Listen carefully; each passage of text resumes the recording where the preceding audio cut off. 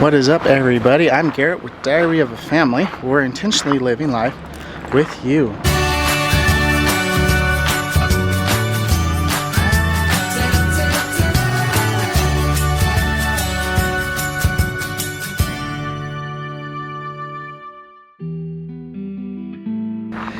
Today is a very interesting day for us. We have officially started our process to becoming Texas residents. You might ask yourself, well, why are you doing that? We have a couple different reasons why. Pretty much it's be easier for our traveling as a family, and also it would be better for us homeschooling wise. We were able to get things worked out while we were here in Texas. So we're gonna go ahead and show you the process that we took to get our Texas residency. Number one, find a place to rent. At first, this was a hard thing for us to kind of figure out because we didn't know where we could go to pay rent. We didn't know anybody that we could pay rent to, and we weren't sure that we wanted to just go trust a stranger. Yeah. But thankfully, we were able to find a wonderful campground which allows us to pay rent for domicile purposes, and that allows us to get the tax breaks we need for our traveling. It is different for everybody, and there is a lot of RVers who decide to pick Texas as their domicile state. They go through groups like Escapees and companies like that that offer mail forwarding and domicile services.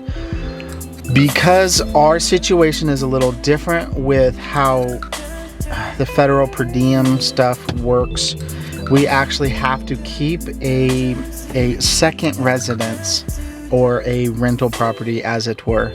There's two ways to do that. To be able to qualify for some of these tax benefits. One is to keep a house, so you still maintain ownership of a house and you maybe like rent it out. So you're paying, you know, like utilities and mortgage and stuff like that. The second way is to rent a place. Long story short, on our way from transitioning from Louisiana to our new contract in Amarillo, we made a stop at Texan RV Park. We met up with Two Beards and a Babe and Hippie and the Tech.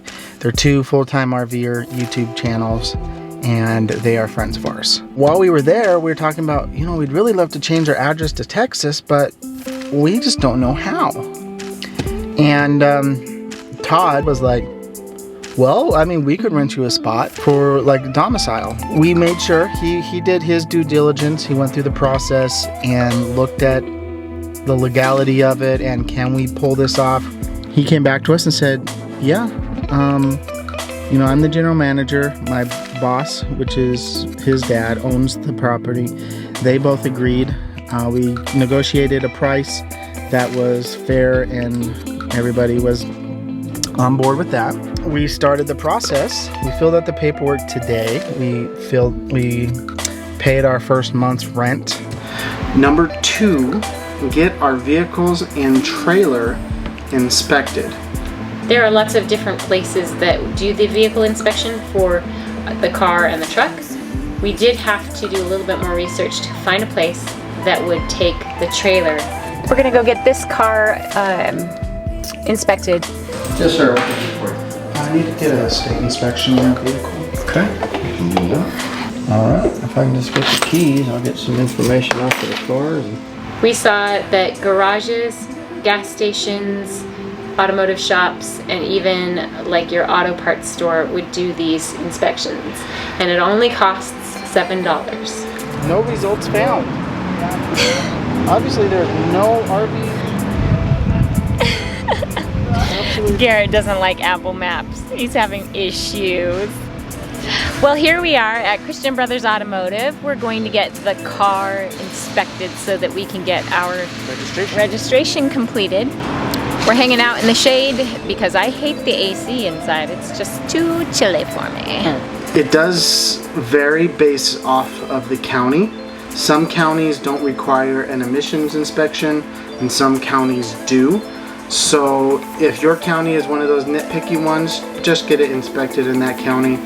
State inspection For the car. for the car. This is a good trial run for us Before we do the trailer. so that we know the process. Yeah. If we can get things done with this vehicle first, then doing the truck and the trailer in succession is probably going to be easier. Yeah. Shout out to Christian Brothers Automotive. Yes. Did a fantastic job, was really quick. Facility is fantastically clean and everybody is very polite. All right, next step in the process is to get our trailer inspected. We are all hooked up to the trailer.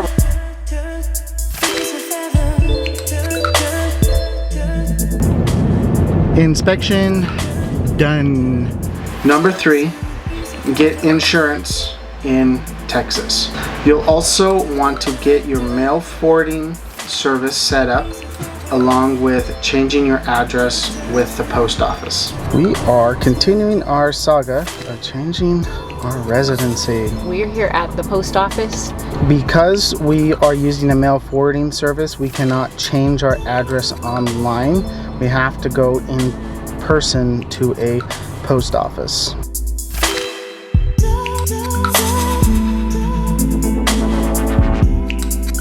That was fairly painless. Minus the pen that decided to not work on me. Number 4, go down to your local DMV in your county and get all of your vehicle registration switched over to Texas. You will want to make sure you have all of your documents with you. You want to have titles, registrations, proof of insurance, your inspection reports, and any other relevant documents regarding the weight of trailers, the size of the trailer, all that kind of stuff will all play into how much they're going to eat into your bank account at the end of your session with them.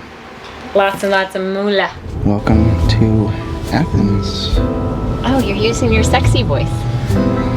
Yeah. We are going to the DMV right now. We have, I believe, all the paperwork we need. 3/4 of a mile. Turn right onto North Prairieville Street. Okay. And we need to teach that GPS manners. They keep interrupting us. We are here at the courthouse annex, which also houses the DMV. We're gonna leave our camera in here.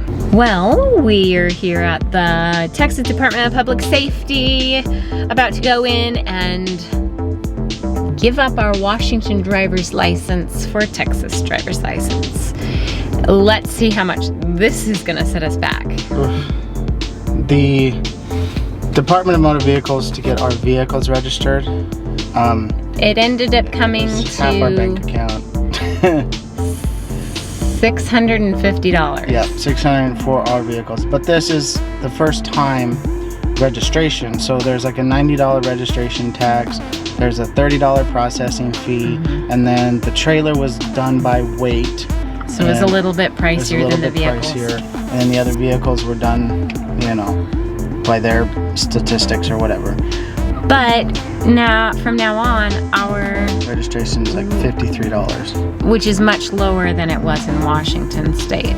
Number 5, head to the Texas Department of Public Safety. They do the driver's licenses on a state level. You can go to any DPS office in the state of Texas. This cost us $25 and we had to relinquish our driver's license from the previous state. You'll want to make sure that you bring proof of citizenship, either birth certificate or passport. You also want to bring a secondary ID. Social security cards do constitute a secondary ID. So we brought our passports and our social security cards. And then you also want to bring proof of residency with you. We used the vehicle registration from the Department of Motor Vehicles to prove our residency in the state. We are done. We are officially Texas residents. We actually got through that line pretty darn quick. The lady that had me, That was taking care of you? she puts every other public servant to shame that works at the DMV or a licensing office. She was so fast. She started Garrett halfway through the process that I was going through right next door. She started and had him done before the gentleman who was taking care of me had my paperwork done. Number 6, get signed up as a voter. When you're in getting your vehicles registered, just stop by the voter registration office because it seems like they're always in the courthouse. So just make the extra stop, get the form, fill it out, mail it in. You don't have to pay anything. It's absolutely free and part of your duty as a resident. There are a few more pieces that we do have to get done. I need to turn in the proper paperwork to the Board of Nursing to change my Texas license that is a single state license right now and get it to be changed to the compact state license. This program allows us to travel to a huge amount of states without having to get a nursing license for every single state we travel to, which is going to ease the burden of traveling a whole lot. Number 7, don't forget to start changing addresses to pretty much everything else. Any subscriptions that you have, any entities that you deal with on a weekly, daily, monthly basis, such as banks, any items that you have shipped on a monthly basis to you. Cell phones are important. Get a list of everything that has your previous address attached to it and start changing that over to the new address. Now we're heading to our home away from home. Well, we're heading to Texan RV Park. We're gonna go say hi to Todd from Two Beards and a Babe. There's also the manager of the Texan RV Park. We're here at the Big Red. The Big Red. The Big Red. This is why it's called the Big Red. It's big and it's red. It's big and it's red.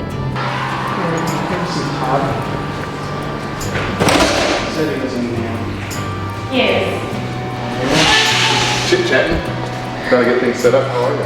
What was wrong with the truck? We don't know yet. They haven't told us yet. Oh, so you didn't come down with the truck. So you got it in the shop today? It's in the shop right now. We're hoping that this makes your process of becoming a Texas resident just a little bit easier. And as always, live life intentionally.